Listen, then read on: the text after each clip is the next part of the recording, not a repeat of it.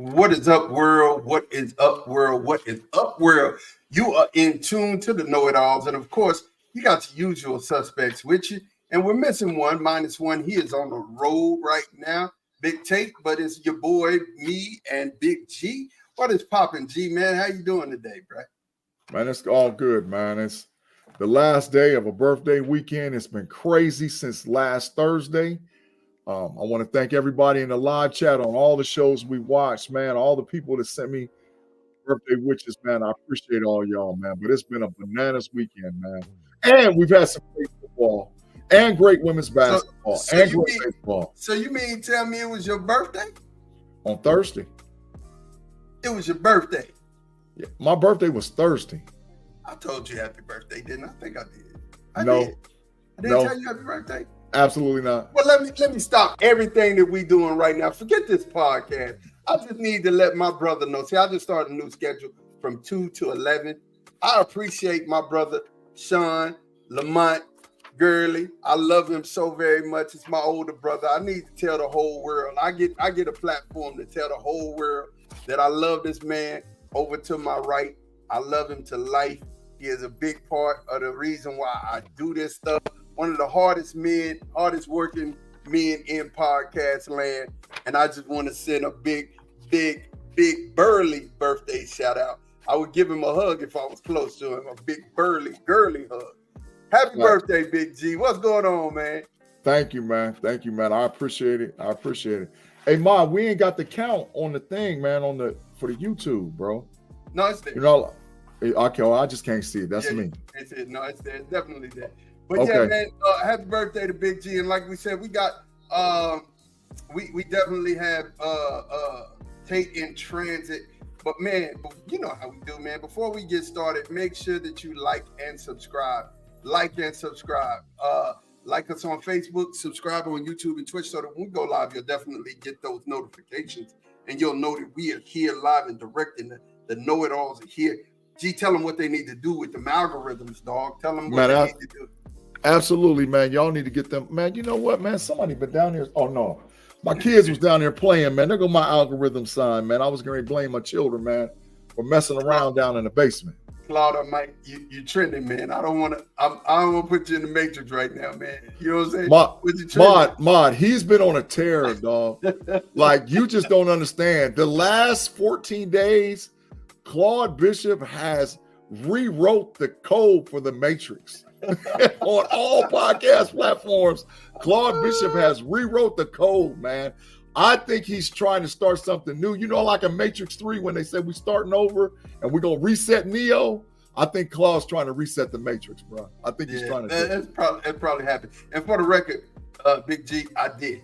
I said it on Facebook, and I meant to say it to you on a text, but I said it on Facebook both places. My apologies. No. You don't have to, but this gave me a platform to celebrate my dude, my brother, my partner. You know what I'm saying? We might fight, wrestle, or whatever, but that's my brother. I was just telling somebody today, I said, man, hey, you know, when you grow up, your brother's y'all the same dudes, y'all just older. It is what it is. You know what I'm saying? So when you're younger, you cut up. Yeah. But when you're older, like, you know, in your mind, you play rewind. Be like, man, I remember when that dude did such, man.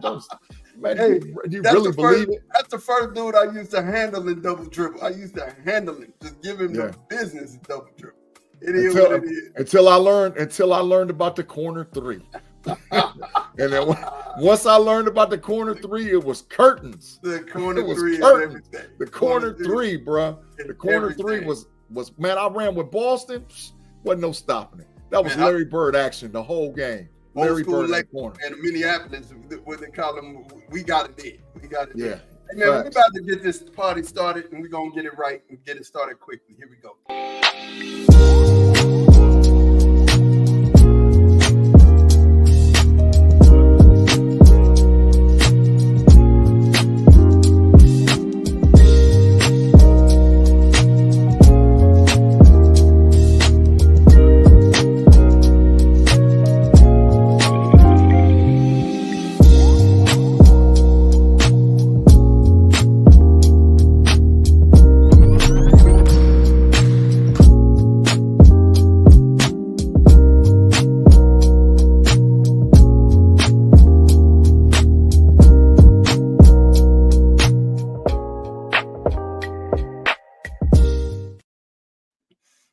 We are back, man. We are definitely here.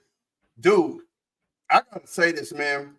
There are two players, and we're gonna start college football and we'll definitely jump into the NFL. But there are two players to me that are definitely running off in this Heisman race. Do you have any idea of those two that I'm talking about, man? I listen, there's about 7 of them, but I know which two you leaning towards. One of them is down there in Boulder, Colorado, named Travis Hunter. I know you talking about that dude because you've been on the Colorado bandwagon. But I gotta admit, I've been on again, off again, on again, off again. But in all reality, that dude Travis Hunter is him, bro. And the other dude I'd probably say is the running back for Boise State. I think his last name is Gentry. Yeah, that kid is unbelievable, dog. He's like probably the best running back. I wouldn't say he's better than Quinshon Jenkins, but it's neck and neck between him and Quinshon Jenkins as far as the best running back in the country. It's neck and neck. Man, I'm going to tell you something, Big G. Marshall Faulk. Yeah. Barry Sanders. Facts. LaDainian Thomas. This is the type of running back that we've seen that like this, that don't have a just an outstanding offensive line.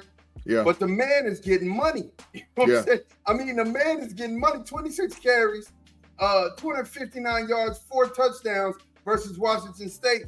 That's a Division I football team, man, on the other side. And he took them for 269 and 4 tutties. Yeah. I want to say he's over 1,100 for the season.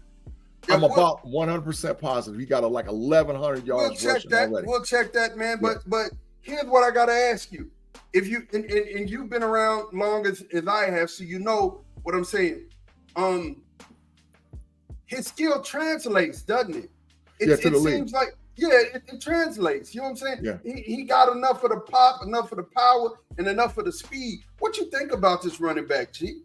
Well, I mean, your comparison to Barry Sanders and your comparison to LaDainian Tomlinson is very close. I've watched this kid. I watched him play against Oregon, and he almost beat Oregon by himself. You know, I mean, and what he does that's like Barry Sanders and like LaDainian Tomlinson, he doesn't hesitate to get up in the mix of the blockers. It's like 1-2 steps. He's in the hole. All right, I'm going to make a cut and go. And he does that consistently, man. And he's got breakaway speed. One of my guys told me that I rock with on a college football standpoint, told me that they've clocked him 3 times this year at over 21 miles an hour in the open field. So that means when you guys hear people start talking about MPHs of 21 miles an hour or over, that's a legit 4.3 dude. That's a 4.3, well, maybe even 22 is when you're talking about 4.3. When you're talking about 4.3. 20 miles an hour is a 4.445. 21 is a 4.3.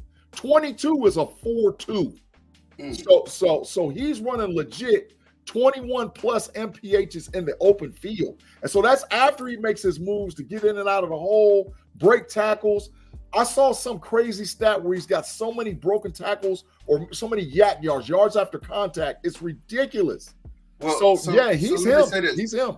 Ashton Jeanty has 845 yards in 4 games. For the season. In 4 games. It doesn't make sense, right? Yeah. And you know, Rob Lightfoot, you said Barry Sanders. That's why I make the comparison. Yeah, that's he's getting, you know, 200, 300, you know, those games that Barry was putting up those type of numbers all year. Yeah. And he can get the 2 bills. Jeanty is doing these 2 bills every game. Yeah, I'm talking about he can get 2 bills for the season. Oh, no, I know again, but he's getting 200 every game. So it's like, you know, this isn't like, you know, Ron Dane, who just did it because he has a great offensive line. This is somebody who's a great running back, man. And Rob Lightfoot, you said who's better, Ricky Waters or Earl Campbell? Earl Campbell all day, but he just it ain't even close. Yeah, I mean, close. Usage, you know. I mean, and I live in Austin where I got a chance to see Earl, and man, it's bad, bro. Like, you know, he can't even enjoy the older parts of his years, man, because of what was done to his legs as a young cat, man. I mean, they ran him in the dirt between Texas and Houston. You know what's crazy though, Mod? You know what's crazy? Is that the 2 guys that you put up on the screen might not even finish in the final 3 ballots of the Heisman. That's what's crazy. What's bananas is both of those guys, they've had outstanding seasons. They might not finish in the final 3 because of the games that have to be played. Right. So here's who they have, and they're saying Heisman front runners through week 5. Travis Hunter, Cam Ward, Jalen Milroe, and Ashton Jeanty. So my first question for you, who do you think is going to be actually sitting in New York? Which one out of this 4 you think ain't going to make it? I think Jeanty is the one who might not make it. But a lot of football's got to be played from now to the end of the season. Cam Ward had his Heisman moment this last week against Virginia Tech. With that, where he got escape and he threw the ball to number 88 and the guy got to the 1-yard line for the go-ahead touchdown. Oh, that was his Heisman moment. He's been killing them. Jalen Milroe definitely had his Heisman moment against the Georgia Bulldogs with the performance he put on Saturday night. So Travis Hunter's got to keep winning, man. They're 4-1. They got a rough game in 2 weeks against the Kansas State Wildcats. If some kind of way they can pull that game out, because the Big 12 is wide open. Like, there's no clear-cut best team in that division, especially with Arizona beating the brake shoes off of Utah. So, yeah, I would say 2 for the quarterbacks, but the other 2 got to keep winning. Jeanty can definitely make it because I think, in my opinion, they're in the catbird seat for the Power 12 of Group of 12 to get in for that 12th spot of the college football playoff. And I think no matter what, the committee would love to have the Heisman Trophy winner playing in the Group of 12 playoffs this year for the NCAA playoffs. Yeah, agreed, big bro. I'm going to tell you, I think Cam Ward out of this Group of 4 will be the one that won't be there. Wow, why? Yeah. He don't play and got nobody else left to play. Yeah, but there's a couple of people that are missing that have big games ahead of them, right? That's like it or not, somebody from Ohio State, whether it be Will Howard, whether it be your running back, whether it be the young freshman phenom, somebody from that team is going to get nominated. Then you got Quinn Ewers from Texas, who has been on the sideline. If Quinn can win every game that he's on top of, I think Quinn will put his name in that group of 4. So I think, Cam will be the one that'll be left out on the outside looking in, because Cam doesn't have, just like what you said, he doesn't have enough premier games left on his schedule, right? He's got you got to have premier games left on your schedule, and Cam doesn't have that. He's got Clemson left. He's got Clemson, definitely that. But the issue is he's already done what he needed to do. Listen, you see, I'm decked out. I'm Buckeyes till I die, right? And the only guy that's got an opportunity to be playing for to get the Heisman is Jeremiah Smith from Ohio State. Jeremiah's got a shot, but he's got to go crazy the next 2 games. He needs 2 to 3 touchdowns against Iowa. He needs 2 to 3 touchdowns against Oregon. And then we're talking, because I think right now as a freshman, he's got 7 total touchdowns, and them 2 catches he made last night was ridiculous. I mean, dog, he looked like Randy Moss. And we've been saying that forever. So Jeremiah, because Quinshawn, he'll split the carries with Travion Henderson. Will Howard at times looks pedestrian. I mean, he could have a great game against Oregon, but I don't think it's enough to propel him to the Heisman. Now, on the other hand, Ewers, maybe. Ewers would have to blow up against Oklahoma and then come back the next week and beat Georgia. If he does those 2 things, then definitely he's got an opportunity. Look who in the building. Look at the Romer, the Romer out there, man. He got the big mute on right now. What's up, Romer? He's infamous. What's happening, fellas? What's going Worldwide on, man? KT. Worldwide Take Dog Fresh. I was just sitting back watching the podcast, man. Hear y'all talking about the potential Heisman Trophy winner. I just wanted to say my vote right now is for Cam Ward, University of Miami Hurricanes. Oh, wow. Tate, he had a huge game, bro. He did. He had a huge game, man. Tate, let me ask you. It's the same question that I asked G. he doesn't have any more premier games on his schedule. I mean, he could keep winning, but don't they play Clemson? Facts. Big facts. They play Clemson. Is that a premier game? Yeah. It's the two best teams in the ACC, probably. I think they probably play Pitt, too. Yeah, they play Pitt. And who's undefeated? Clemson's 15. They're still ranked number 15. And I can see that. But you got yours who still has Georgia left to play, Kentucky left to play, and then the SEC championship, right? You got Howard who still has Penn State left to play, who still has Michigan left to play, who still has Oregon left to play. So there's somebody on that Ohio State. He's not in the discussion right now, though. Right, but if you keep winning, you know the best player on the best team always gets a shot. You know what I'm saying? But Always. Howard won't get it. Yeah, he ain't had no big games, though. So what about Jenkins, Quinshawn Jenkins, or the wide receiver, Jeremiah Smith? I think the only player potentially in the Big Ten could be probably Quinshawn Jenkins, but they ain't done enough. They winning as a whole team. Nobody's carrying them. Tate, I said that Jeremiah Smith, if he has 10 touchdowns going into the Oregon game, which he has 7 right now. So if he has 9 or 10 and he gets 2 or 3 against Oregon, that puts him in the midst of the pack. But he would have to blow up the rest of the way, and Ohio State would have to win out. If that doesn't happen, then nobody from Ohio State gets a shot at the Heisman. That's just my opinion. Great team, but won't have a Heisman player. You muted, Tate. Yeah, what up to the homie Claude? And yeah, they chucking toys back there, bro. You in danger zone, bro. Yeah, they chucking straight toys. They chucking. Yeah, they chucking toys, man, bro. It's wild in here, man. I'm telling you. Yeah, I just seen like 2 toys get chucked. I'm glad I'm like only an hour and 45 minutes from home, man. Yeah. Bro, wow. But no, who was the last true freshman to win a Heisman? I don't think it's happened. I don't think a true freshman has won the Heisman. I'm going to double check. I don't think it's ever happened. A true freshman? No. But you couldn't deny him if he had 20 touchdowns. If Ohio State's undefeated and that kid got 20 touchdowns with about 1,400 yards receiving for the season, you can't deny him. How many touchdowns he got right now? 7. He has 7. He ain't getting 20, man. Tate, he's got 7 and he didn't play 2. He didn't play a half one game and he didn't play no quarter the other game. He's got 7 right now. But the competition getting stiffer now, though. Paul. That's what I'm saying. Yeah, that's a big true. Pause. No diddy, that's no true. So let me ask you a question. Out of these 4 that you see right here, Tate, who do you think is going to be left on this list, and who do you think is going to be left off towards the end of the year? On that list, Milroe and Beatty going to be left off.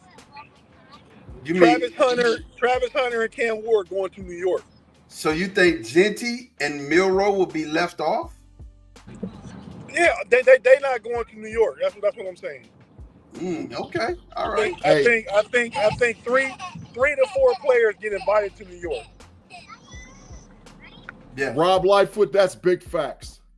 He said Nico can get there. Absolutely, Nico can get there. Nico's got Bama at the crib. Yeah, Nico's got Bama at the crib. Maybe now so. Ranked number 1. Maybe so, definitely. So we're just gonna jump into what we seen here this weekend. That Vatech Miami was a great game. It came down to one play. They ended up almost pulling it away from Miami. Had the defensive player not been laying out of bounds, that was a touchdown. How'd you feel about that game, G? Well, he never really had possession of it. When he went to the ground, it was being pulled away from him from the Miami player. So he never really had clear possession. But the issue is Vatech had Miami beat dead to rights. What happened was Cam Ward played like he was a Heisman Trophy winner. That fourth quarter for him was explosive. And like I said, the play where he was caught dead to rights and escaped 2 guys and just threw it out to the dude number 88 on the side, and he breaks down the sideline and gets him to like the 3. Yeah, that's a Heisman trophy. And then he comes to the next play and throws a touchdown pass. That's a Heisman Trophy moment. So Cam Ward, man, is playing, as far as all the quarterbacks, because you have quarterbacks that are playing great football. Cam Ward's playing the best football at quarterback right now in college football, by far. So I got a couple more games, and then Tate, I want you to comment on the Michigan Minnesota game. We got Vatek losing to Miami 38-34. BYU, the Old Men, beat Baylor 34-28. Oklahoma State lost to Kansas State. Afton, where you at? Kansas State ranked number 20. Kansas State 42-20. And then it was Michigan beating Minnesota 27-24. How you feel about that one, Tate? I didn't get to watch it. I saw the score. I was surprised it was that close. I didn't get to see Big G this weekend. I'm actually on the way home from Ohio. And Big G, I was out in them streets, man. I seen it. I seen it. I had little birdies keeping eyeballs on you. They said your boy Tate was living the streets for real. He was back like in 1990 living it all over again. I said, oh my God. Yeah, man, that's what it was like. It's always good to come home. But as far as the game go, man, I was surprised Minnesota kept it that close. I mean, I wouldn't be surprised if Michigan, did they drop in the poll at all, a spot or 2? No. They went up. They're number 10. They're number 10. Okay. Yeah, well, I guess that's so. Their only losses against Texas, so. Yeah. And I got to say something about this game. Indiana, surprise. Undefeated, 23. They're ranked number 23, but they're 40. They beat Maryland 42-28. They're 5-0. They're fool's gold. They're fool's gold. They'll end up with about 7 wins. They got 5. They win that 8 or 9. But who they got left on their schedule, Big G? I know they play the Buckeyes on the 23rd of November. Before we could play that team up north, and they're going to get punished right then and there. But I think they still got Penn State, Oregon, and USC. So that's 3 losses. They catching L's. Yeah. Facts. Rob Lightfoot said he didn't have a clear positioning because it was called a catch on the field. I don't think they had enough to overturn the call on the field. Well, the player was laying out, the defensive player was laid out of bounds, and he was touching the ball.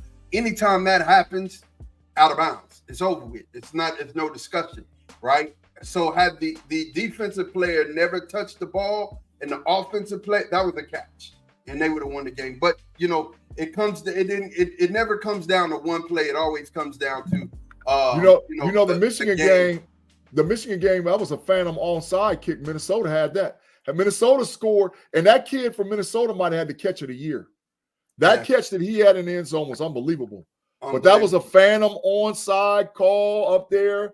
But you get the home cooking when you're at the crib, man. We're going to talk a little bit about that later on. So, Big G, Kentucky beats Ole Miss.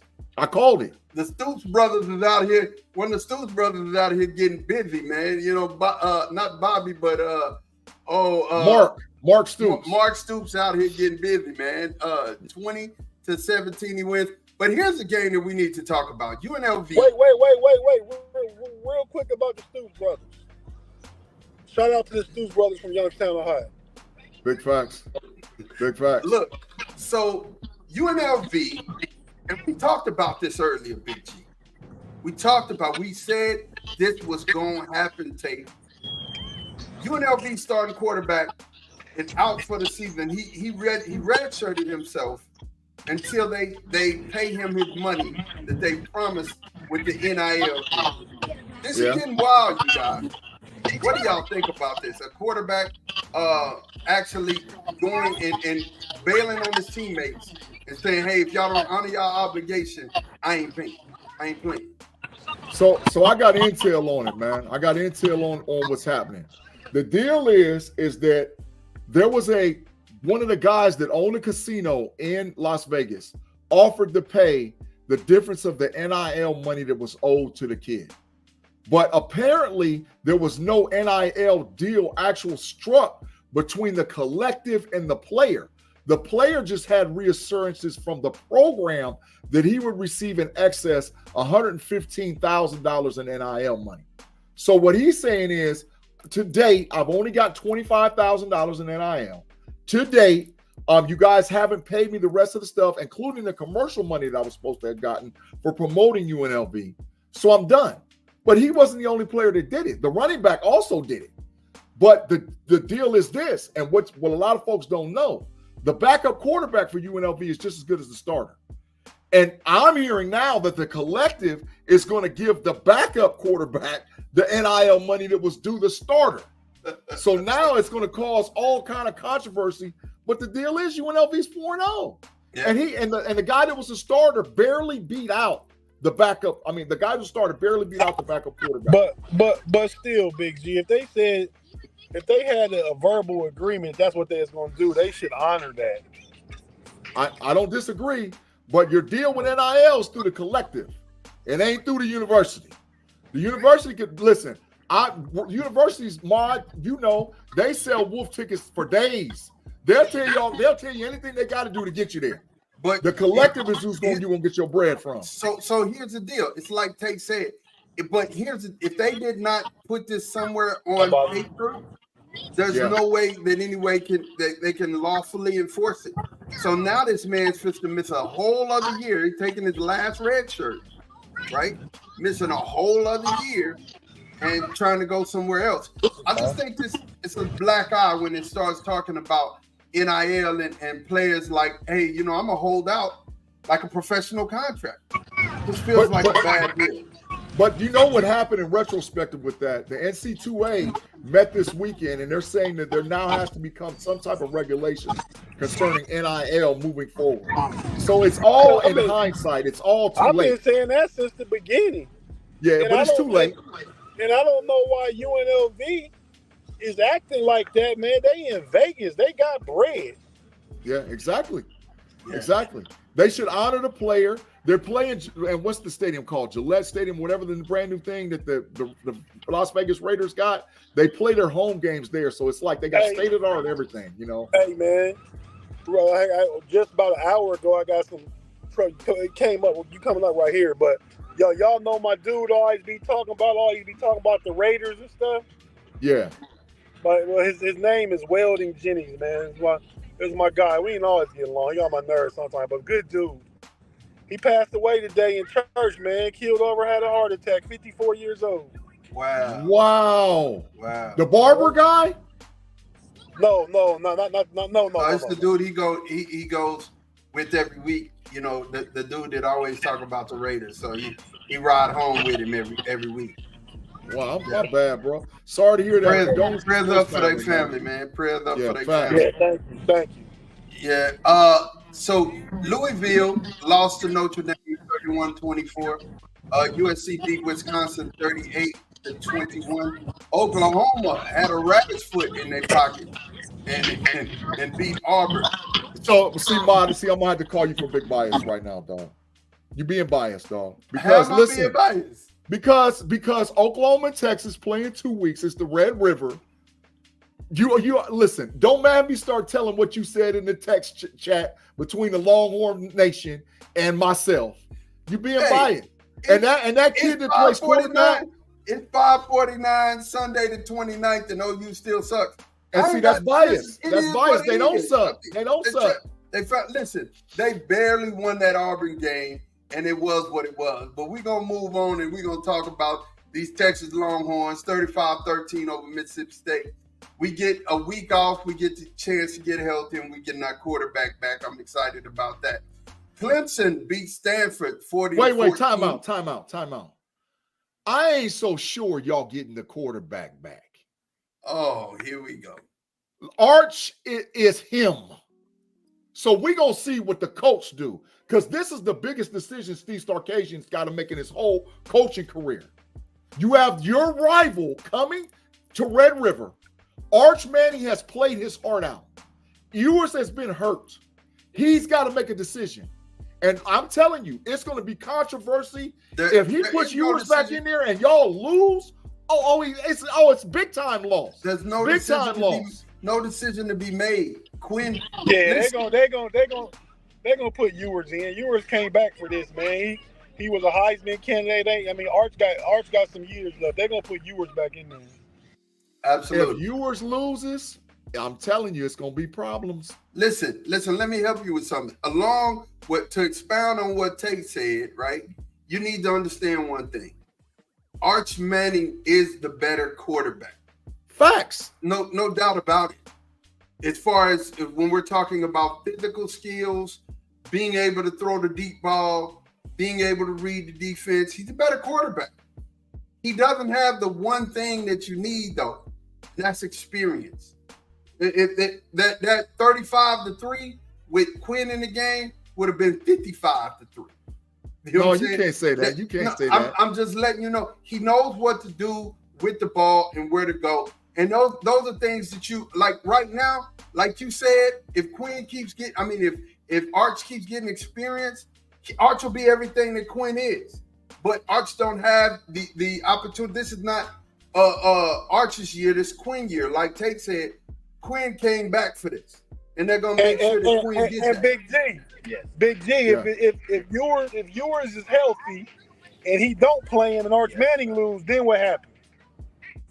It don't hurt Arch as much as it hurts Ewers.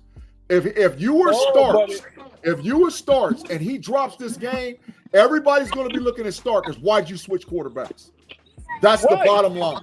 But if Arch plays and loses, they're gonna go to Stark. Like, why did you put Ewers in? He was ready. That's why I said. That's why I said this is the biggest. Listen, it's the biggest decision he's got to make in his whole coaching career. He's Sark- got to make a decision. Sark kept Ewers out of this game to give him an extra week to heal. Ewers is the starting quarterback at the University of Texas. He didn't need an extra week because they got a bye. Yeah, but They have a bye. still, you don't rush him back. That's an extra week. That's 2 weeks of rest. He'll be ready to play, and he'll be ready to go to play OU.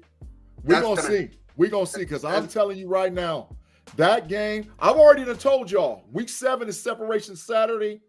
Not this weekend, but the weekend after is Separation Saturday.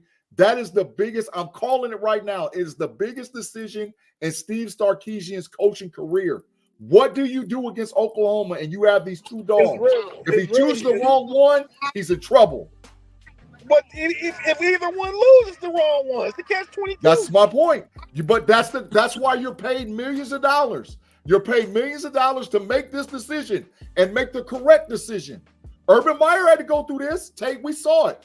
Tate, listen, we know this from experience. Urban Meyer was fighting between JT Barrett and Cardale Jones. Cardale Jones never lost a game as the starting quarterback at Ohio State. Never. He never lost a game. But when Urban Meyer went with JT Barrett, I know for a fact that cost us the national championship in 2015. It cost us because we dropped the game against Michigan State and never got an opportunity to get back in for the playoff. So this is a big-time decision, just like Urban Meyer had to make the decision for JT Barrett and Cardale. He's got to make the decision between Arch and Ewers. It's a big-time decision. It's the easiest decision to make, though. It's not a hard decision. You go with house money. You know what I'm saying? You go with Ewers. It just is what it is. Like I said, he came back for that. Houston lost to Iowa State 20-16. Ohio State 38-7. G talked about those two unbelievable catches by Jeremiah Smith. Unbelievable catches. The game was closer than 38-7. So tell us about that, man. They struggled. They came out slow. The defense gave up an early touchdown. There was a lot of turnovers that went back and forth between Michigan State and Ohio State. The defense finally did step up from the second and fourth quarter. But I want to give shout out not to necessarily Jeremiah Smith, but the entire receiving corps for Ohio State. I have not seen these guys block the way that they blocked since we won the national championship in 2014. Carnell Tate, Ezekiel Elliott, Jeremiah Smith, those boys was out in us. They was down there knocking dudes down. Ezekiel Elliott's in Dallas. Not Ezekiel. Carnell Tate, Jeremiah Smith, Emeka Ibuka, and Brandon Enos. They're out there outstanding blocking this week. And that's how you win games and win national championships. Bro, the game of the night, Georgia versus Alabama. Man, That was a game. Game of the That year. was a game. How many of y'all thought the game was over when Carson Beck came in and threw that touchdown? When he threw the touchdown and put them up for the first time, it was 28-0 at one point. And these guys came back and battled back, and he had them up. How many of y'all thought it was over? I know I did, but gee, did you think it was a wrap at that point? I thought it was over 4 times.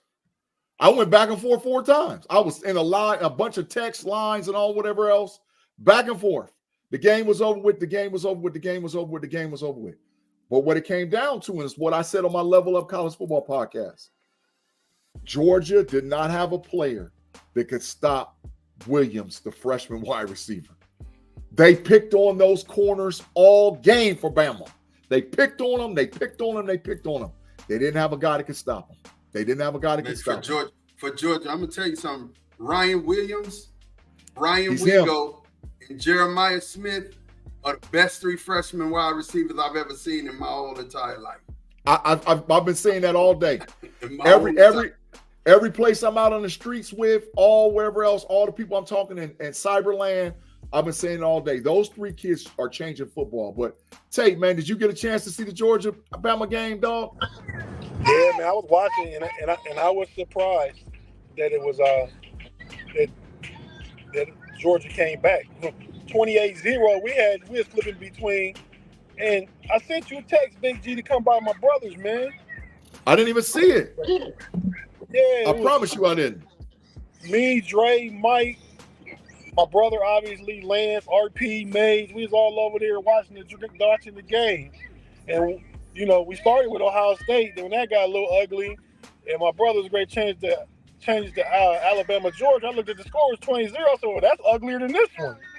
And then, you know, we ended up turning that one and to see Georgia come back. That was a really, really good game. So I did get to see it. The end was, and then even when Georgia scored, when Carson Beck threw the touchdown, the dude for the receiver for Georgia scored, I told them it's not over.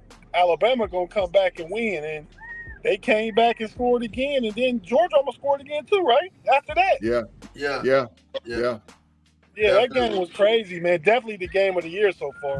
But neither one of them looked like a dominant squad. No, because Bama's corners. Yeah, but Bama's corners. Next week we got Pittsburgh, Dallas, and then for the national championship we got Texas, Ohio State. I'm calling it right now. Wow, I love it. For the chip, Tate, Steelers and Buckeyes and Longhorns for the chip. For the chip. Ooh. There you go. That'd be a game. Look, so Jalen Milroe, 27-33, 374, 2 touchdowns, 1 interception. Jalen Milroe, 16 carries, 117 yards, 2 touchdowns. Ryan Williams, 6 catches, 177, 1 touchdown. He's amazing. You know he's only 186 pounds? Forget that. He's only 17 years old. Yeah. Kid is out there having fun. Having fun. Hey, Claude, shout out to Claude Bishop. Penn State took care of business. 21-7, they beat Illinois. Number 24, Illinois. Penn State came out there and put out the whooping stick. So congratulations, Claude, the Bishop. It wasn't no whipping stick, bro. No, it wasn't. They took over in the 4th quarter. That game was 7-7 for a long time. It wasn't no whooping stick. I was flipping back and forth. It wasn't no beat down. Trust me. It was touchdown, first quarter. Hey, third quarter. I mean, that's why I jumped in real quick, man, to help the train stay on schedule, man, so Maya can know when to take a break.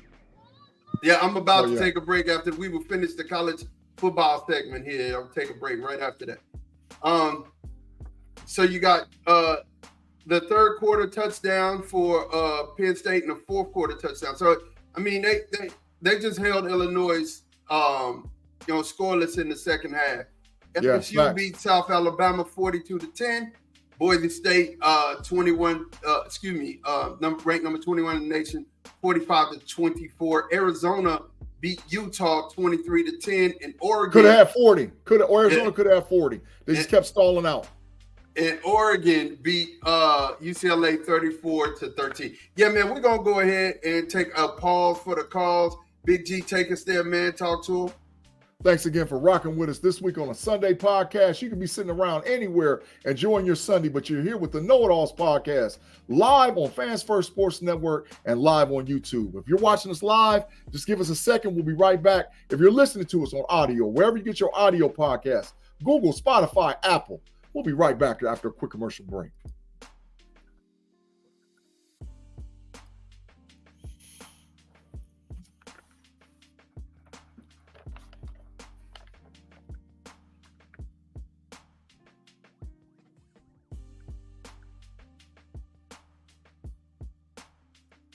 And we are back. We are back, man. Make sure you get those algorithms up. Big G, you holding up a corner time sign. Who got corner time, man? Man, I want to bet some corner time right now before we switch off of the college football. Uh-oh. I want to bet some corner time. Who we betting corner time with, man? I'm betting against the Longhorns. What you betting on the Longhorns for? They either drop to Oklahoma or they drop to Georgia. No, first of all, we're not dropping Oklahoma. I just need you to know. I want to bet the corner time. I want to bet it. You betting the corner, 15-minute corner time. Each game. What? 15 minutes each game. I'll take the 15 for Oklahoma right now. 15, it's a bet. Right now. It's a bet. It's a bet corner time right now. Okay. Bet. All right, bet. I'm glad. And it's a bet against the Georgia and Texas. I want 15 more. Well, we'll talk about that. We'll talk about that now. But in a week, right now, we're betting right now that Texas Oklahoma game. Betting corner time. Betting corner time. Betting. It's bet. All right, so now we on the pro football side of things, man. And we started out the Thursday night game. And look, I need to say this, Cowboy fans. This is being broadcast on DC4L as well simultaneously. So y'all are getting this too. I'm glad y'all stayed and I'm glad y'all are listening. Cowboy fans, I need to talk to you, man. Come here. We need to have a talk. You tell them, come here. Yeah, we need to have a talk.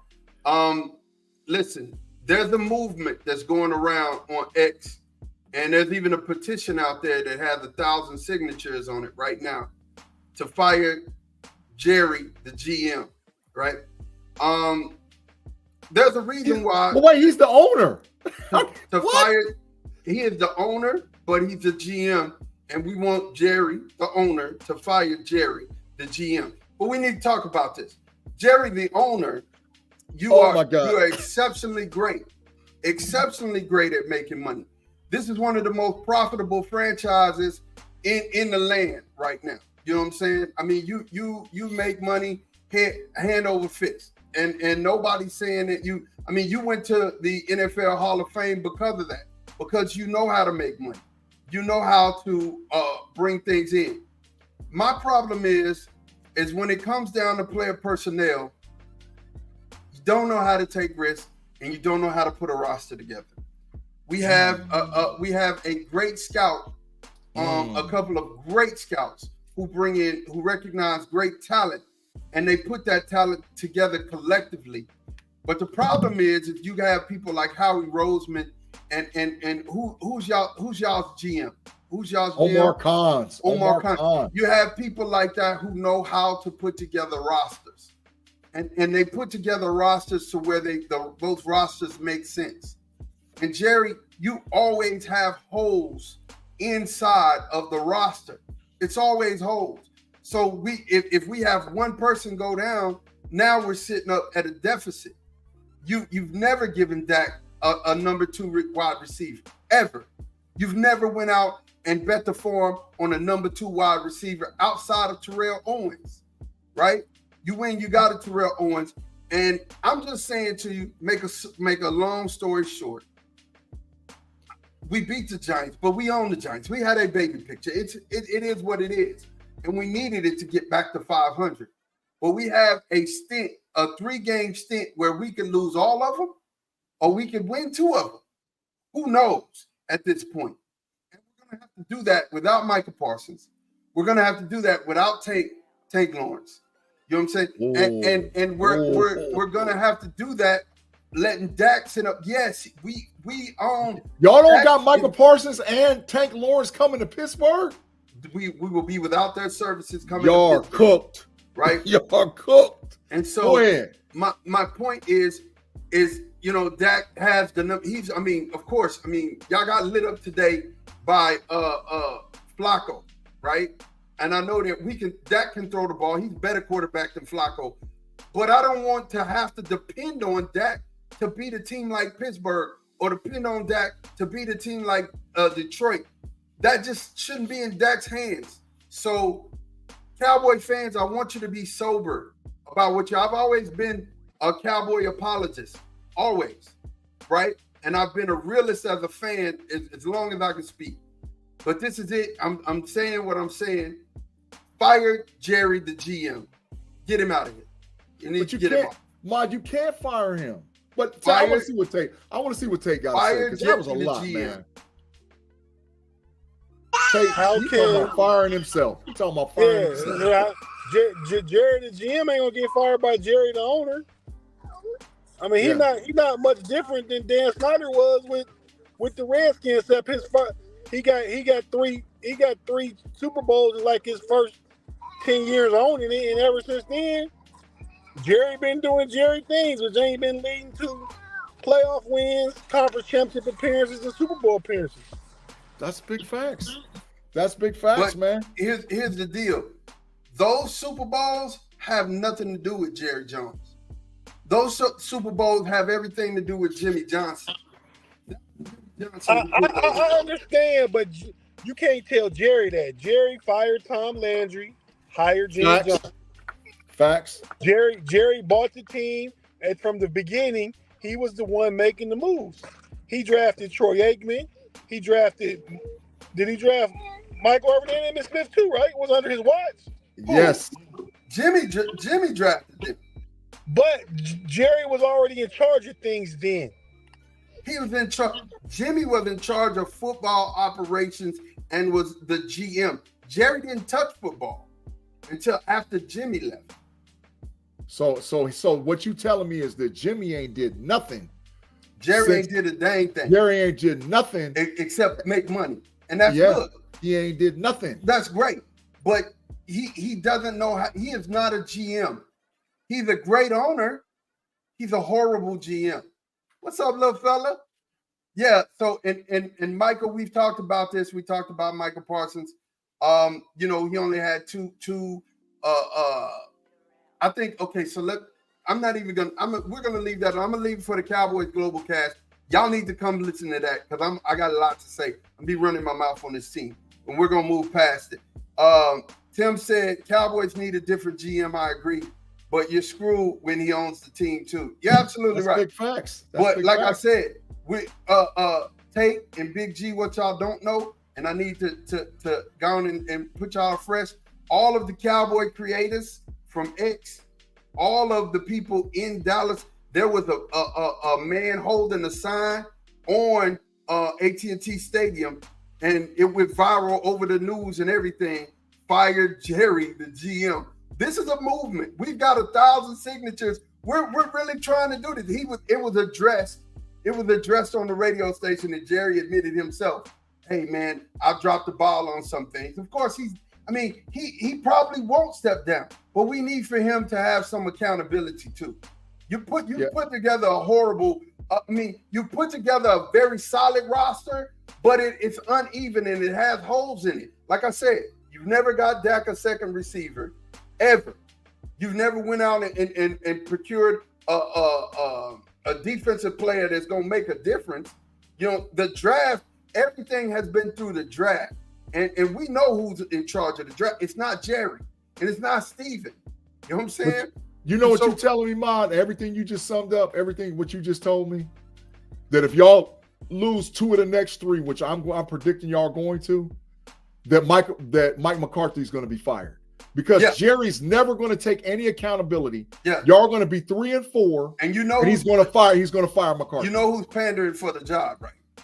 You know who's been pandering, but no, who's been pandering for the job is Belichick. But he ain't pandering. Jerry gonna want him. Yeah, but Jerry ain't go. But he's not coming into a place where Jerry's the GM. I guarantee you that. No, Belichick's gonna be controlling everything. Yeah, that won't happen. That won't happen. Why would Belichick control everything? He didn't let Parcells control everything. Yeah, Belichick ain't coming into an environment. He's too prideful. He won't come into an environment where he's not the guy. He won't do that. And Parcells Belichick ain't coming in there. Yeah. Yeah, but him and Parcells bumped heads a lot. Jerry and Parcells, that's why Parcells left. Jerry and Parcells bumped heads a lot. The same thing gonna happen with Belichick and him because Belichick is a Parcells clone. Yeah. Bill Belichick was made by Bill Parcells. They clones. Rob Lightfoot. So he gonna make statements like if you want me to cook the dinner, you should at least let me buy the groceries. Yeah. That's what he gonna say. Yeah. And Rob, I need for you to understand that was rookie woes. He's been lights out all year though. That could be a train wreck of a marriage, man. Oh, it will be. Because honestly, if Bill want to buy the grocery, Jerry Jones been a better talent evaluator than Bill Belichick over the past 10 years. That's big facts too. Dallas drafts have been better than New England's drafts when Bill Belichick was running them. That is big facts. At least for the last 10, Tate. At least the last 10. Right. Yeah, big facts. Yeah. So here we go. We're gonna go ahead and move forward. We got the Bengals today.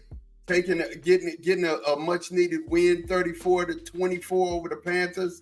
Man, what about hey man, Andy Dalton is coming. He is balling. He is over here balling. Let me tell you something. Von Bell won that game for the Cincinnati Bengals, dog. Von Bell won that game. Von Bell played crazy today for their defense. If Von Bell don't make those critical interceptions and stuff he does and big time tackles, they get beat again because Chuba Hubbard was out there killing them boys, and so was the rifle. He was out there killing them. Chuba Hubbard was out there killing them. They was out there killing them. And the Bengals defense showed up on that goal line stand in the first quarter. Oh, Von Bell. Yeah, but that Joe Burrow been on so far, but that defense still looking spotty. I don't know who they play next, but it could be a tough one. Jamar Chase woke up today as well. And Will McClay is who drafts for the Cowboys, and he's been drafting for the Cowboys really good for the last 12, 13 years. Yeah. The New Orleans Saints lost today to the Falcons, and that's 26-24. Derek Carr definitely had a decent game, 28-36, 239, one interception. Kirk Cousins is out here balling. The interception is what cost them. Yeah, definitely. The interception is what cost them. Yeah. Definitely. And then we had the Jaguars lost a hard one to the Texans today, 24-20. Jacksonville's the worst. Go ahead. Big pause on Mod. Yeah, big facts. Okay. Jacksonville. Hey, but they're the worst team. Jacksonville the worst team in the league. 0-4. Texans are 3-1. The Broncos lost a close one today. Won a close one today to the Jets, man, 10-9. Hey, Aaron Rodgers got hurt at the end of that game. I don't know what happened. He got hurt. Yeah, at the end of that game, he got hurt. Yeah, limping off the field. The Vikings beat the Packers today, 31-29. They held on. They the Vikings are 4-0, man. What are y'all let me ask you a question. What are y'all most surprised about? Jordan Love coming back, going 32 for 54, 389, 4 touchdowns, and 3 interceptions, or Sam Darnold with 20 of 28 for 275, 3 touchdowns and interception? Which one surprises you the most? Jordan Love came back too early. And you could tell he was rusty by him throwing those 3 picks. But in the fourth quarter, he lit Minnesota up like a Christmas tree. But the Vikings is for real. I've been telling Pay for 2 weeks. Dog, the Vikings going to win the division. Nah, they ain't. Okay, keep right on playing. They 4-0 now with a win against the Packers. Come on, dog. They the real deal. But Tate, I'm going to see what Tate say, bro. Tate, what you got, man? I'm probably more surprised by Sam Darnold. Jordan Love did what we've been seeing Jordan Love do for the past 12, 14 games that he's played. Sam Darnold, this is new. Yeah. I mean, he's been good this season so far, but the sample size is smaller than Jordan Love's sample size. So I'm still surprised by what Sam Darnold is doing. Right. Tay, but you've been saying it, man, and I got to give you credit. Change the scenery for quarterbacks is making all the difference this year. Making all the difference. Making all the difference. Steelers lose to the Colts today, 27-24. Let's talk about this game, man. And Rob Lightfoot, after we finish discussing this game, I will definitely answer all of your questions. I got you. Go ahead, G. Start with you. The Colts started out 17-0, quick, fast, in a hurry. Pittsburgh showed grit to come back and make it a game, scoring 24 second-half points. Our offensive line played horrible, but our defense played worse. We found a way to give that game away. But I will honestly say, wholeheartedly, Justin Fields is quarterback one. There is no doubt in my mind he's the solution for long-term solution for Pittsburgh. Justin had 300-plus yards passing, a touchdown pass. He had 50-plus yards rushing with 2 rushing touchdowns. The Cordell Patterson injury hurt us. The Daniels at guard injury hurt us because our offensive line played dismal. But I'm a little mad and upset because there was a lot of phantom calls that was on the Steelers. But we beat ourselves. George Pickens' fumble inside the 20 was huge. The fumble by Justin Fields was huge. But we just couldn't get him off the field. So we got to do what we got to do to fix it. Now, I think this week we'll get Salamalu and Daniels back at guards, which will help a lot. But, Tate, as I throw it over to you, bro, the issue, man, is Najee, dog.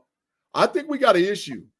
And I think Patterson or Warren should be starting at running back for the Steelers. That's just my take, bro. Well, I don't know Najee's numbers today. I tell you what. 12 yards. The Raiders beat the Browns 20-16. Yeah, they trash. So what I think is, man, well, first off, let me say this is one of the very few times you'll ever hear me or anybody say the defense let us down. Ooh. If we scored 24 points like we did, we should win.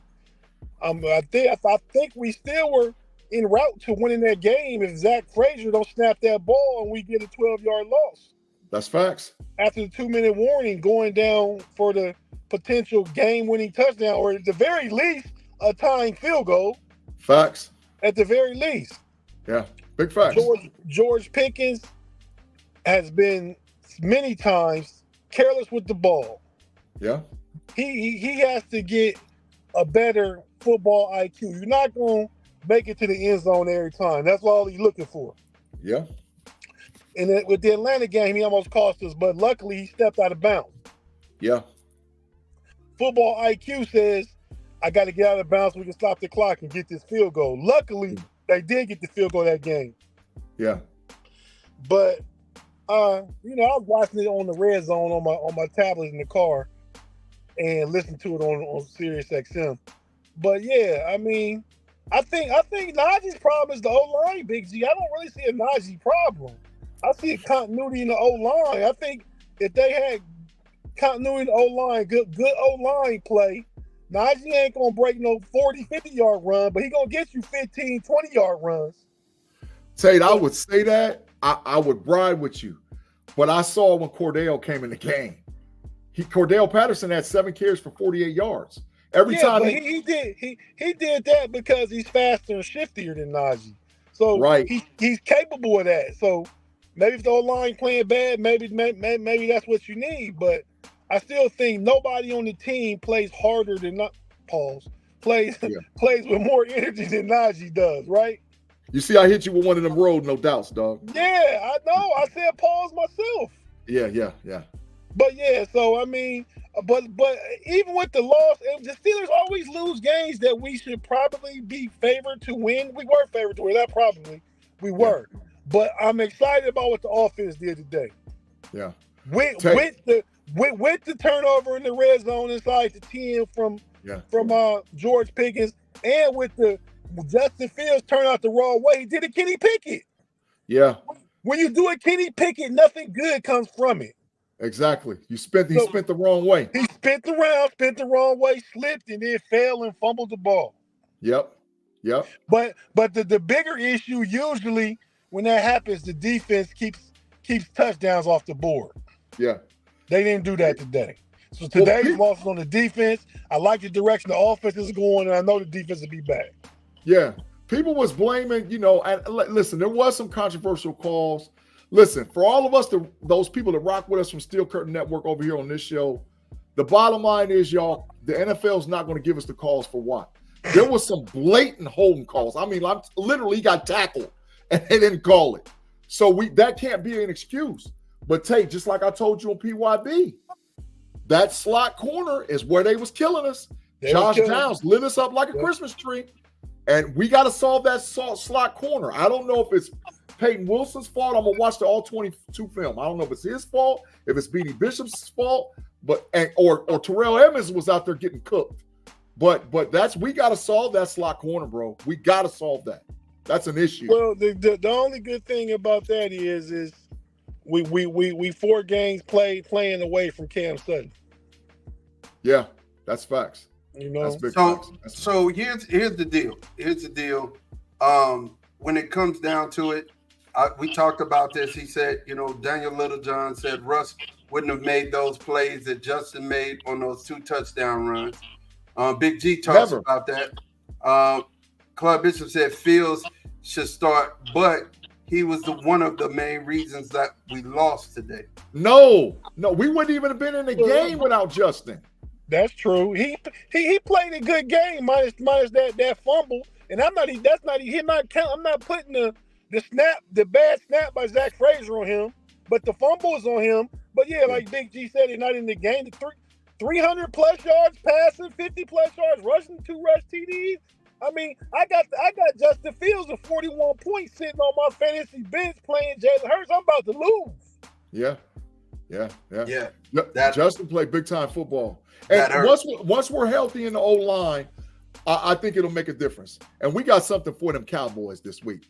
We don't play this week, bro. We play Sunday. What do you mean? We play Sunday night. The Cowboys and the Steelers. We got 10 days off. Well, now we got 7 play days Sunday. Off. Yes, we got 7 days off. we're playing y'all. It's like we have a mini bye. We're playing y'all. And to talk about that, I love Steelers Cowboys. Yeah, I love it. It's gonna be a great matchup, great game. To talk about it, man, JJ Watt versus Tyler, my youngster from the ATX, man. TJ Watt. TJ, wow. I'm scared. I'm scared. I mean, I'm scared. You know what I'm saying? You should be. He had problems against Thibodeau. I don't care what side you put him on, against Steele or against Guyton, they're gonna have to play all world to contain TJ Watt. It is what it is. Go ahead. But outside of that, Cooper Beebe, Tyler Smith, Zach, that we're solid on the interior. It's just those 2 tackles, man. So if you're asking whose offensive line is better, I'll say at this point the Cowboys line is better, but it does not matter when you got a TJ Watt on the other side of the ball, right? Dak is going to have minimal time to get away, to get the ball off, and we better hope he makes the right reads. But he's been doing really well up until then. So that's to answer your question, Mr. Rob Lightfoot. Put Claude Bishop in the matrix, dog, right now for that last comment he put up, dog. Put him in the matrix right now. Tate, look at that comment, Tate. What did it look say? at that, man. I'm on my phone. I can't see. It's too small. What did it say? It say Arthur Smith is Matt Canada 2.0. Oh, my gosh. Put him in. Ma, put him in. Put him in. Claude, you couldn't help yourself. You had to get in there. You lost in the sauce, bro. Get up out of here, man. There's no way he's Matt Canada 2.0. The offense is gearing to better. I mean, they put up 24 points today and could have easily had 31, 34. Facts. Easily. Facts. What is he talking about? Going back to TJ Watt, Guyton, who the other tackle? Terrence Steele. Is nothing neither one of them can do. The only thing can be done is your offensive coordinator We got to chip him. Scheme it up to help. We either have to chip him or we have to move the pocket away from him. But that's not anything they're doing. That's the offensive coordinator scheming it up to help him. No, I agree. I totally agree. I totally agree. You ain't got no argument for me. Like I said, if I'm the Steelers, the game plan is JPJ travels with CeeDee Lamb the whole game. The whole game. He travels with him. Pass interference waiting to happen. I hope that he travels the whole game, and then we play against everybody else. That's how we're gonna win. Because JPJ looks horrible in zone coverage. He looks horrible. He got lost against the Chiefs. I mean, against the Chargers on that big broken touchdown that they scored. He was getting lost today out there. He does not play well in zone. He plays best in man. Yeah, JPJ got Lamb, and that's it. That's why I always have said they should man him up against the team's best receiver and play. If you want to play zone with the other 10 guys on defense, go ahead. Facts. But JPJ is manning up one-on-one all game. That's how it should be. Lamb. He got him the whole game. It's his guy. Yeah. I think that would be bad news for him on a lot of fronts. That if there's ever a mismatch, that would be the one. For on our side offensively, that would be a mismatch. Honestly, bet quarter time, Lamb don't get 130 receiving. 130. I mean, that's a lot. Yeah, that's a lot, Big G. 100. Yeah. You know how much he averaged? You know what his average is right 100. now? I think he'll get 100. His average is like 150. His average is not no 150. Oh, I'm gonna tell you. Go ahead. Keep talking. I watch all the games. It ain't 150. He that game he got mad last week. Whoever y'all played last week, Baltimore, he didn't have 100 in that game. Yeah, let me see. Like I said, I'm gonna be honest with you. When it comes down to what I'm trying to tell y'all, man, and I'm not being funny. Like, honestly, there are plays to be had in y'all secondary, and there's plays to be had on our offensive line. So. That's a chess match that I want to see. But I think, go ahead. You would have been better off, Mod, if the Steelers had won today. Yeah, facts. Because we're pissed we lost. Yeah, and they're gonna clean. They're gonna go work hard and study hard to clean everything up. Yeah, and again, here's the other thing. The other thing that y'all have on us, coaching. I hate to say it, you know what I'm saying, but coaching. But I will say this, Cowboy Nation, you're listening. You come here. Let me talk to you guys. I will say this: the youngsters in the game, they're going to give you maximum effort. Nealon is going to give you maximum effort. Lawson, who's a veteran, is going to give you maximum effort. Leofow is going to give you maximum effort. Overshown is going to give you maximum effort. So you've got fast linebackers in the game that can actually shadow Justin Fields. So Justin Fields is not going to just be out here running willy-nilly, but if there's a place where we can be hurt, that is that off tackle run and running towards, don't run up the middle, but running off tackle, a zone type of off tackle run, we can be hurt there. And then we can really hurt us. But as far as go ahead.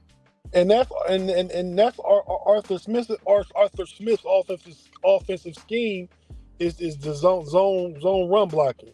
I mean, Facts. Pittsburgh actually had been doing its best at the end of the last year, and sometimes they did this season just straight bull rush blocking, hat on hat, just making holes. But so if Dallas struggles as zone schemes as far as stopping the rush, then I expect Pittsburgh to have a pretty decent game rushing the ball.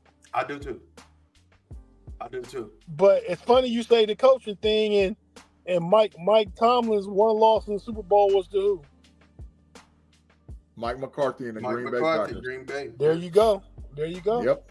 Yeah, facts. Big facts. Yeah, but again, and Rob, you're Mr. Lightfoot, you're exactly right. Tank is going to be out for a couple weeks. He won't be back until after the bye. We'll after the bye again, because we play Pittsburgh and then we get a bye. But after the bye, we'll get Jerron Bland back. I mean, we're going to get healthy again, right? And that's the only thing that I'm really having some solace about. But realistically, the team is gelling, and it's gonna be a good game. And we'll talk about who y'all play coming off the bye. Detroit right off the bye. You could be looking at 2-4 though. I don't care who comes back. You could be looking at it. Well, we could be looking at losing these next three games.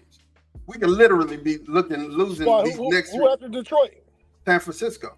Oh, we got Pittsburgh, Detroit, and San Francisco. Back to back.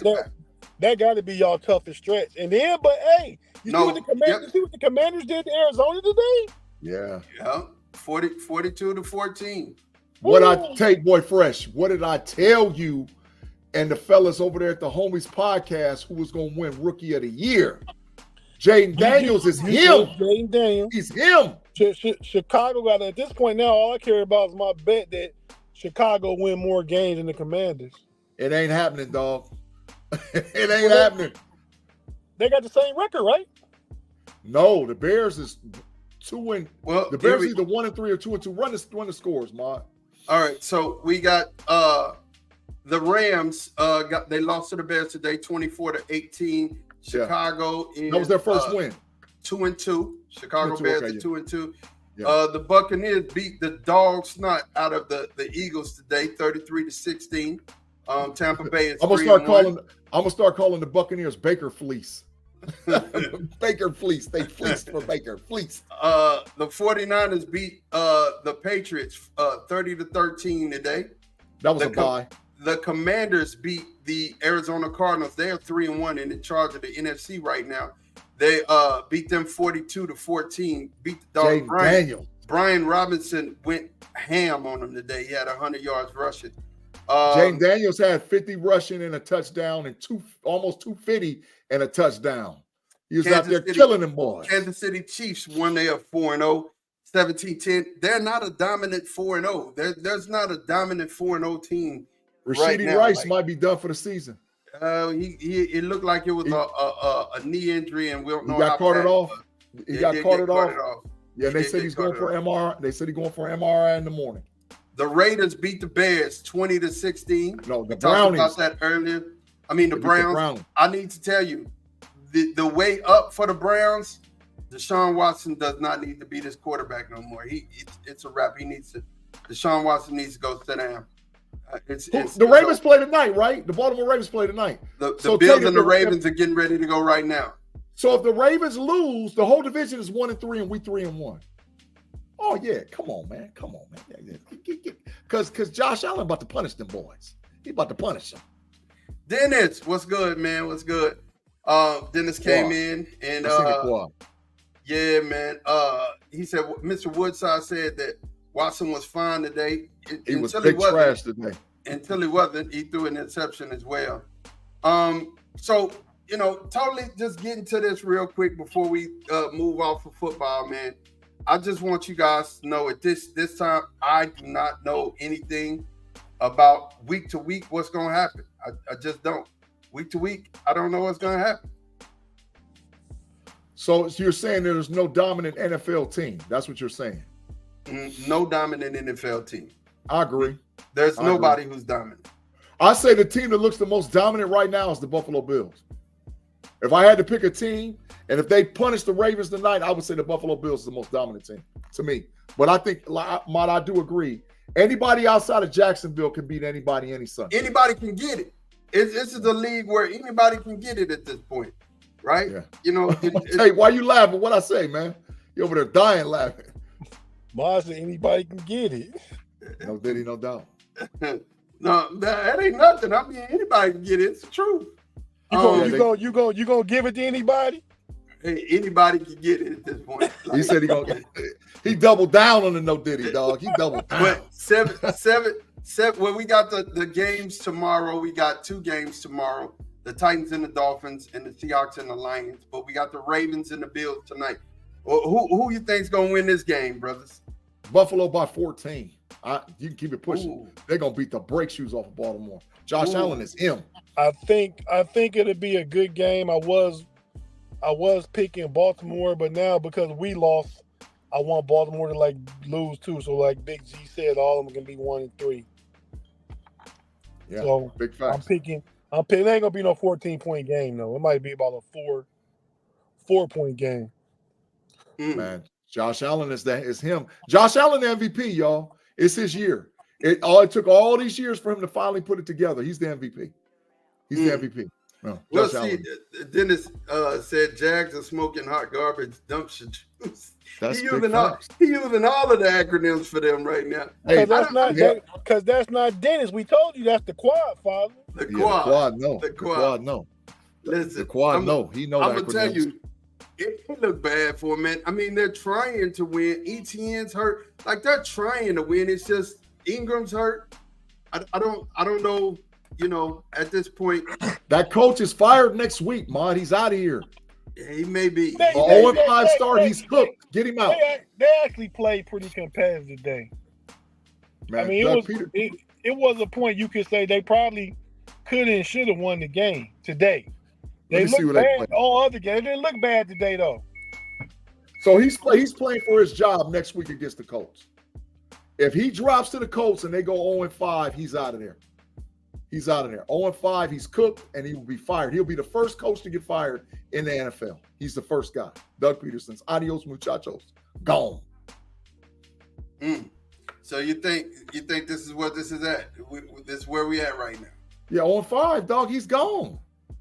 0-5? Dog, that means there's no – listen, he's number one, and Tate and them said I was crazy. Let Cleveland keep losing. Y'all said I was nuts and said they wouldn't fire that Browns coach. They're gonna fire him. They gotta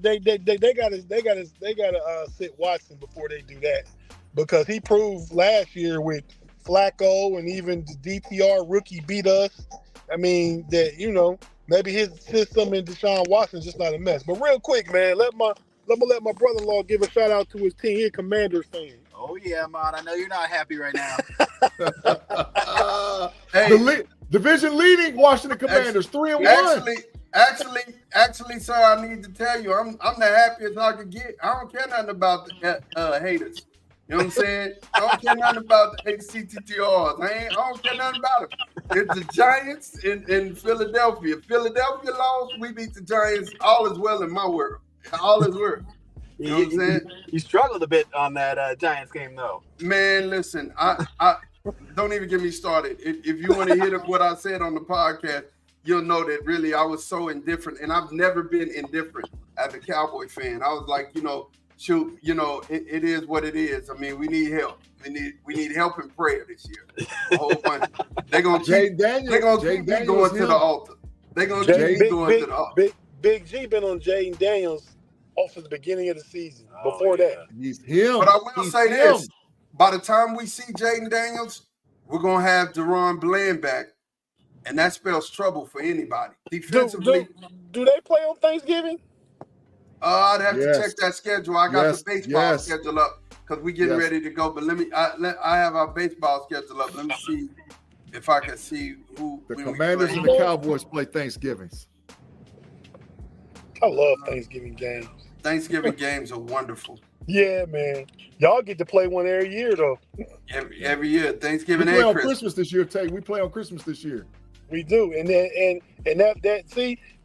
that's gonna be a game that the Steelers win. They lose today to the Colts, they're gonna beat the Chiefs on Christmas. Yeah, because the Chiefs ain't scaring nobody. Jaden Daniels sets NFL record. Rookie has generational starts in career. Yeah, so we got them on Thanksgiving. We'll go ahead and celebrate eating a turkey against the haters. But hey, man, congrats on y'all early start. Appreciate it. Congrats on that. Y'all need that. He a true fan, man. I talk about it like right now. He got on a Redskins shirt. Not Commanders, a Redskins shirt. Hey, as politically incorrect as it is. I don't care. They need to go back to that. I love that, man. The Redskins, the Hogs, man, we all love that, man. All they gotta do is pay the Native American community, dog, and give them some bread, and then they'll be back to the Redskins. They just gotta get some bread. Let's go through this real quick, man. The Yankees, the Orioles, the Guardians, the Royals, the Tigers have all, and the Astros have all clinched their division and wild card spots. Yeah. So right now, the last wild card spot is up for the Red Sox, Yeah. Who are 81-81.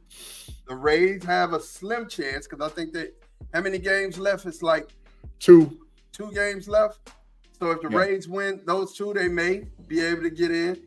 Yeah. The Mariners are 85-77, so it could easily be the Mariners. So at this point, we're looking at that. And then when we go over to the National League, the Phillies, the Brewers, the Dodgers, and the Padres have all clinched. But the Braves are playing 2 right now with the Mets at 88-72. Look like it's going to be one of those 2 teams. It's either going to be the Braves or the Mets.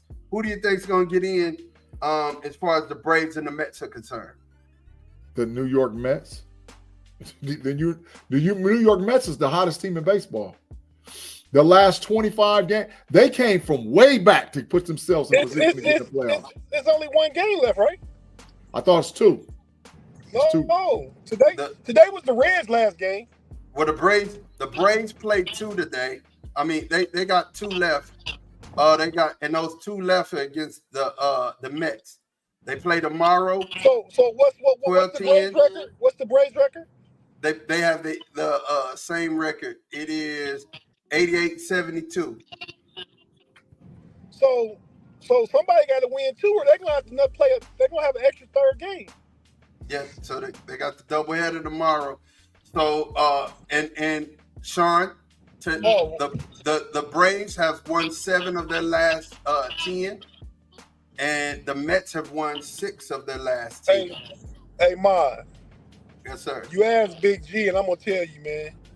The hater in me was not a lot of hate in me, but the hater in me wants you to come over here and sit out this playoff series with me. Yeah. Tell him, Tate. Tell him to write that. Tell him to write that down. Yeah, man. Tell him to write that down. Write that. B Dirt team, shout out to B Dirt. His team snuck in the playoffs, the Tigers. Wait a minute. Rob Lightfoot, you said they're both in? No, I don't think they both can get in. I don't think they both can get in. Wait, you know what? They can both get in.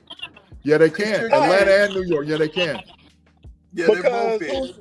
Who are the 2 wild card teams ahead of them? They're playing for seeding only. There's only 1 wild card team, and that was the Padres. No, there's 2 wild cards. There's the Arizona Diamondbacks is in too, at 89 and 73. So the Diamondbacks are in as a wild card. The Padres are in. Yeah, so the Padres are left. Yeah, so they're playing. Yeah. All right. So that's what that is. Let me see the Diamondbacks play. Let me see the Diamondbacks are playing. Rob Lightfoot said they lost. The Diamondbacks is done to 89 and 73. That's 162. They said Arizona's out. Yeah. Arizona's out. So you got 4 wild cards, and there's only 1 in, the Padres. So the Braves and the Mets, and now they're playing for seeding. So those are the other 2. Okay, well, seeding don't even really matter. Yeah. Who the Braves played the last game? Who the Braves played They're last playing the game? doubleheader with the Mets. Oh yeah, that's a playoff. That's playoff win and get in. Well, no, they're both in. They're both at this in. point. Yeah. Who's the number 1 seed? The Phillies or the Dodgers? The Dodgers, because we lost. Okay, the Dodgers 1 seed. So the loser between the Braves and the Mets, whoever finishes lower seeding will play the Dodgers. I would much rather play the Braves than I would the Mets. I would much rather play. We own the Braves. Oh my! We own the Braves. But the Mets is problems. The Mets is matter of fact. The Mets are built just like the Phillies. I don't know if you own the Braves. Hey, What's the season series? What's the season series? What's the last 3 years in the playoffs? What's the last 3 years in the playoffs, and what's the season series? We own y'all. Stop that. We own y'all. Y'all ain't beat us in a series in 3 years, period. And we beat y'all in the season series 2 years in a row. Stop. Go ahead, Tate. Go ahead, Tate. What were you about to say? He don't want to admit it, Tate. No, because I was great to make a quick transition because Hey, you got the big mute. I'm not muted. No, he's not mute. I said I was going to transition, not to get away from baseball, but I don't really care because I'm done until next April. Anyway, but did y'all talk about the New York Knicks trade? That's where we're going. That was our last thing to talk about today. Okay. Well, y'all go talk ahead. about the Mets, I thought about Go- the Knicks. Go ahead, man. With the basketball, Yeah, go ahead. I know. With the Talk about it. I Knicks want case. to know what y'all think. What do you think about it for the Knicks? What do you think about it for the Timberwolves? Well, first of all, the Knicks were the big winner in this trade, right? The Knicks gave up Vincenzo. And they gave up my boy from Texas who played at Duke. What's his name? Julius Randle. No, he gave Julius Randle.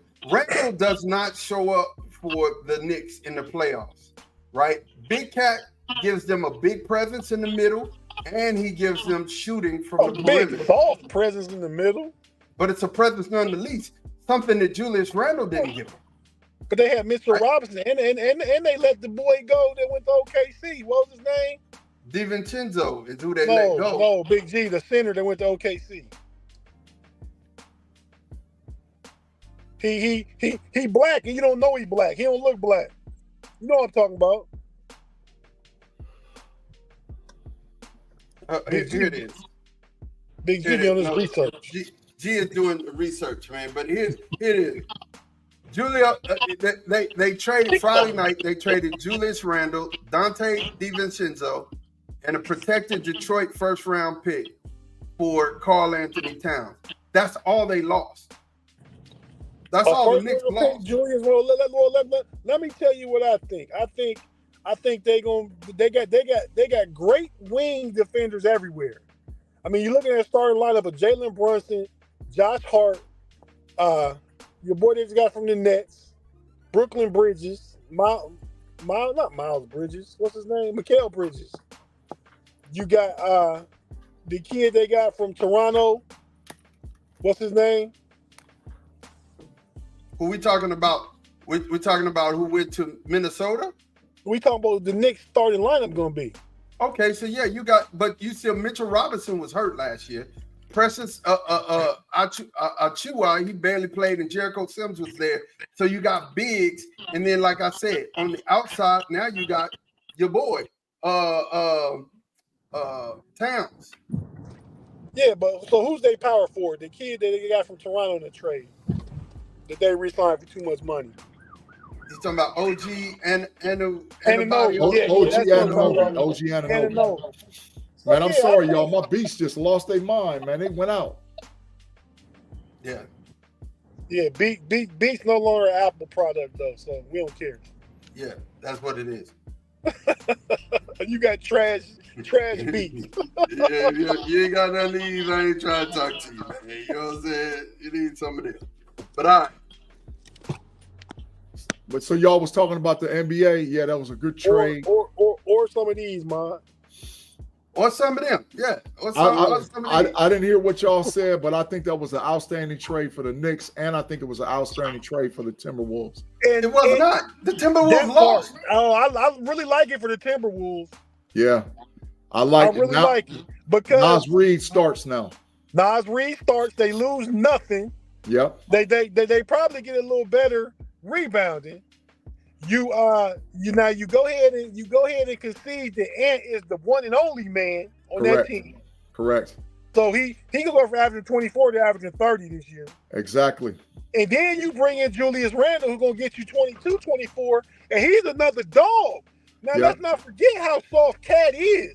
Exactly. Julius now with Ant and Julius Randle and Terrence Shannon. Yeah. That's dogs.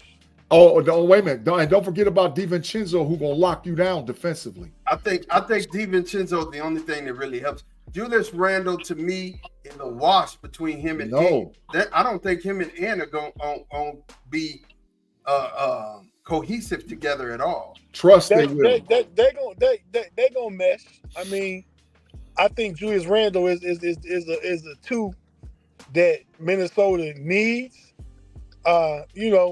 From that power forward position, man. He bring a different flavor to his game than Cat. Cat's a better shooter, but Julius Randle is a good 3-point shooter, and he can make better than Cat. Yeah. And don't forget. Go ahead. I'm sorry, G. And he brings that attitude. When I talk about dog, I'm talking about an attitude that Ant Edwards has when he said, "I'm trying to kill anything in front of me." Yep. That's Julius Randle. That's Terrence Shannon. You got the defensive player of the year for 4 or 5 times, and Rudy Gobert. Minnesota gonna be all right too, and they got some young guards, young guards they drafted. DiVincenzo gonna come in, be scrappy. That listen, the knock on Minnesota is that Ann is soft. I mean, the cat is soft. They just got 2 scrappies. 2 scrappies, and I think you talking about a top 2 or 3 seed for both teams in their conference. Yeah. But I like it. I like it more for New York. I like it more. We're gonna see if Cat can play 5 because the matchup now. So this is the thing. They're gonna have Robinson and Cat that's gonna play against the 2 bigs against the Cavs, and then they got Cat that's gonna try to stop Porzingis. And that's what we're gonna see. And if Porzingis is out there killing Cat, man, New York fans gonna be salty. And playing for Thibodeau, the way he distribute his minutes out, Cat gonna get hurt at some point in the season. You gotta play. You gotta be tough. He'll mess around and he gonna run. You gonna play. He gonna play 5 dudes for 82. Well, hopefully if Mitchell stays healthy, and Precious stays healthy, and Jericho stays healthy, he'll be able to distribute some minutes. Tibbs don't care nothing about that, Mon. He can distribute. He's gonna distribute some minutes, man. I don't think Tibbs don't care. No, knowing how injury prone Cat is, man. How many players for real? Yeah, for real. How many players has Thibodeau ran into the ground in the NBA? How many players has Thibodeau? Derrick Rose just retired. How many players has Thibodeau ran in the ground? Go back and look at his history. Derrick Rose ran him in the ground. Ran him in the ground. He don't care. He don't care. If he don't feel confident, he's got 5 man, maybe the one guy off the bench play. Your minutes is going up. This a conversation. Tibbs gonna tell Cat, I need you to play about 38, 39 minutes a night. Cat gonna be like, I can't do that, coach. Exactly. And he gonna say, you know what? Come over here and have a seat next to the bench. Because Bridges is gonna play. Obanobi's gonna play. I would say, Coach, I can't do that. Coach, I can't do that. He got to fall in line. Cat has to fall in line to the New York culture. Julius Randle and DiVincenzo is already built for the Timberwolves culture. So that's why Minnesota's going to be dangerous because they're already built. Scrappiness, play defense, play tough, be in your face. You ain't getting no bucket. That they built for that. I wonder how Brunson. Agreed, Dennis. Agreed. I wonder how Brunson and Mikal Bridges feel about getting rid of they homeboy. Boy. Yeah. Exactly. Yeah. Exactly. So a lot of pressure on Cat. And I don't think it's gonna pay off. I think they made a bad swap. We'll see. We'll see, man. We're gonna check it out. You guys, it's that time, man, for parting thoughts, parting shots, Big G. First, before we get there, man, talk to him about the KnoItAllZ Nation, man. Man, we appreciate all you guys rocking with the KnoItAllZ crew and KnoItAllZ Nation. We are now up to 600 subs on the KnoItAllZ channel, just 400 away from getting to that 1K that we've been pushing for all along. So make sure you check out the KnoItAllZ live every Sunday on the podcast. Swing back and check Mod out on We Are DC for Life and Horns and Sons podcast for the Texas Longhorns. Me, Tate Boy Fresh. You can get us twice a week for 3 different shows on Steel Curtain Network. Pump Your Brakes on Wednesdays. The Homies Overtime on Fridays. Check out B-Dirt, me, Pay, and Tate Boy Fresh on Fridays on the Homies and Homies Overtime. Make sure you swing over to Pay Dirt. Make sure you check out the Running Through the Jungle podcast with our boy Tim Lyons and B-Dirt over there, and the Bear Claw, because Pay does great work, and his crew for the NFC North that they do on that podcast. I've been checking it out. Last but not least, y'all, we are right here at basketball season.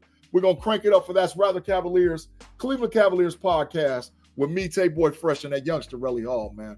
We appreciate it. Now, for my burner for the week, man, my burner for the week. College football, top 5 as of today is Alabama, Texas, Ohio State, Tennessee, Georgia. That's the top 5 today. In 2 weeks, Ohio State will be ranked number 1 in the country. In 2 weeks. After the win against Iowa and after the win against Oregon, Ohio State will be ranked number 1 in the country. Mark it down. Put it wherever you want to put it. I'm telling you right now, the Buckeyes will be ranked number 1 in the country. It's set up for them to win. So we're going to see.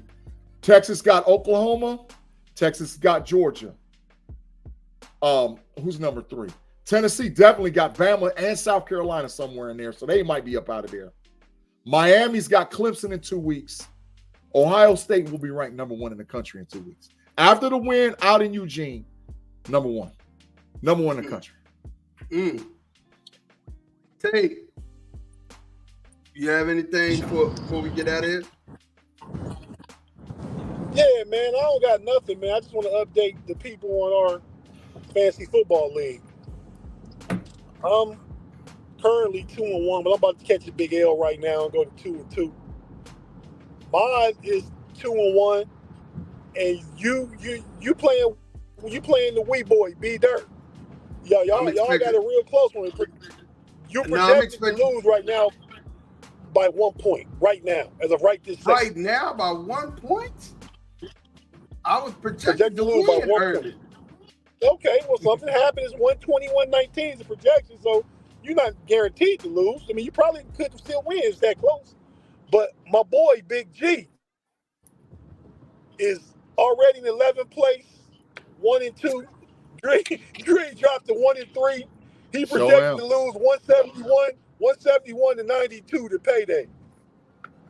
Hey, man. Big G. What can I do? It's Brees tough, man. Hall's trash.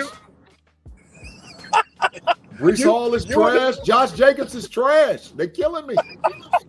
They're killing me.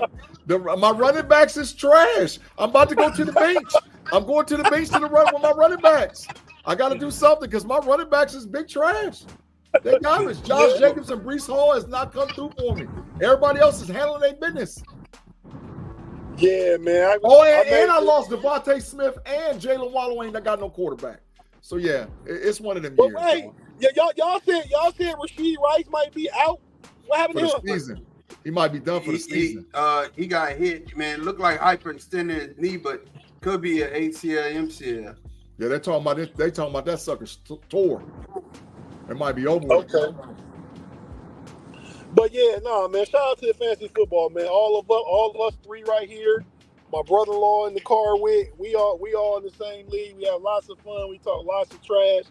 Mod is a former champion. He came back after about a 4-year layoff, and he holding it down pretty good so far. But Big G, hey, Mod, your brother and my brother is trash.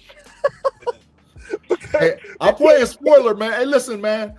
I'm just y'all be looking for some trades, man. I got some trades jumping off. Hey, Brees Hall's on the market.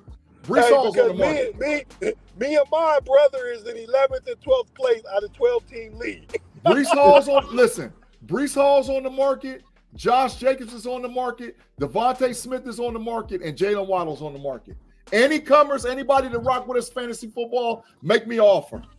Don't try to fleece me. Make me offer. I got all four of those dudes on the block. Rashid Rice is out at least 6 to 8 weeks or 6 to 8 months. Either way, he's gone, and he's gonna miss a lot of time. It's my homeboy and them gonna be hurting.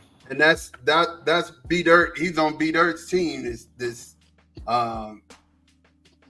on B Dirt's team. He's out.